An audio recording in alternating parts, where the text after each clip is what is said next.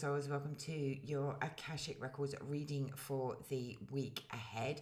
So we're standing at the edge of eclipse energy, which means something is being removed, revealed, or redirected. Today we're asking the Akashic Records to show us what is shifting and how to move it instead of resisting it.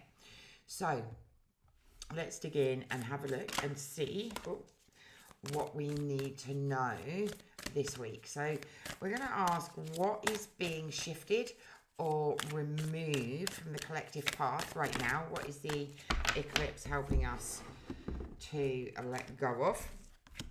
So, okay, so we have karmic relationships. Now, karmic relationships, there is a point to karmic relationships, right? Every karmic relationship that comes in is there for a reason. It's there for a purpose. It's either going to enhance us, it's going to help teach us something, it's going to help us to grow and expand.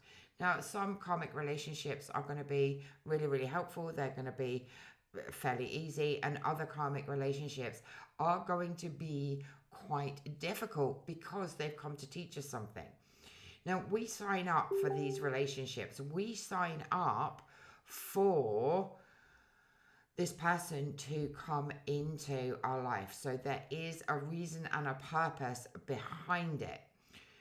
The karmic relationships that are ready to be released or ready to be removed are going to start to come to the surface, ready for the eclipse to help us move forwards from them.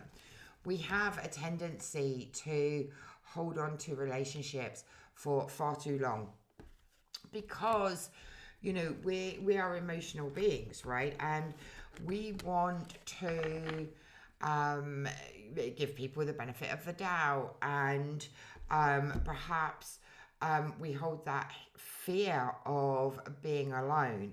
So the relationships where either the karma has been completed or you need to move forwards from them, these are the things that are going to be coming up around eclipse season, ready to be released, okay, in order to help you to move forward. You know, when we hold things, keep things, people in our lives that are past their sell-by dates, for want of a better word, then they can become destructive, right? They can hold us back. They can become toxic and all of those things. So as painful as it can be, it is time to move forwards from the relationships that have served their purpose, okay? And that is going to help us to call back our sovereignty, right? It's so important that we are in our own sovereignty and our energetic sovereignty. And that means that it's important that we are holding our own energy, that we are not leaking energy, that we are sovereign in who we are, what we stand for, how we show up in our lives. And if we've got karmic relationships and people around us that are draining our energy, it's impossible for us to be in our energetic sovereignty because those people are using our energy, right? They may not know that, but our energy is being drained. So I'm going to ask the question, what truth can we not avoid anymore? Oops. What truth can we not avoid anymore?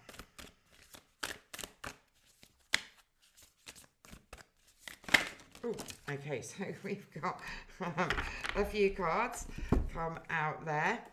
Okay, so with this, we have the sister wound come up. So the sister wound is about that wounding that that comes from sisters. So in the past, it maybe has come from covens and things like that. So this is all about competition, rivalry, not being able to trust other women because we've either been punished or exiled or compared. Comparison is really high within the sisterhood. So again, this is really connected to those karmic relationships where you've got women in your life, or you're afraid to get involved with women and circles, networking, all of those things because of the comparison, perhaps because you're still holding energetically onto being exiled or being shunned, or those kind of energies. So the sisterhood wound does run very deep for a lot of spiritual women. So this is something that can't be avoided anymore. 2026, I feel, is very much about community. It's about really coming together and sharing things together, and we're going to have to share with other women. So overcoming the fear, the pain, the judgment, the comparison, the competition with women does need to come to an end.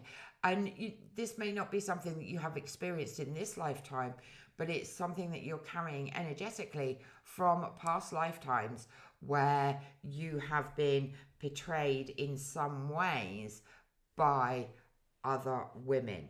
So that's really, really important, right? We've got two major things that are coming up here, right? And those karmic relationships can very much be with women, right? So it's very much about letting those go. It's about moving forwards and having the realizations of what is holding you back in this lifetime.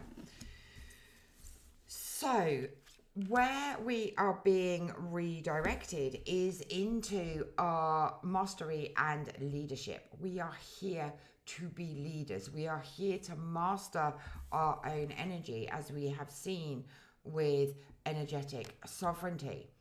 In order to be a leader, we need to release these energies, right? If we are holding on to karmic relationships that are holding us back, holding us down, blocking our energy, then it is very difficult to become a leader.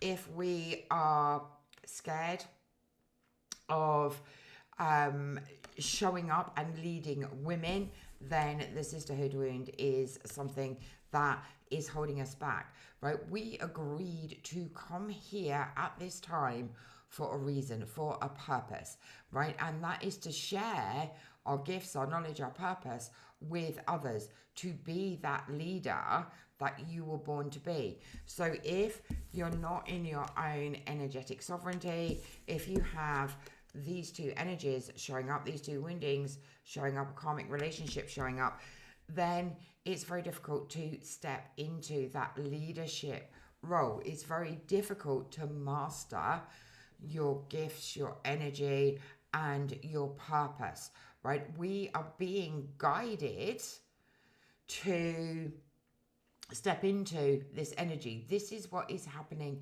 collectively, right?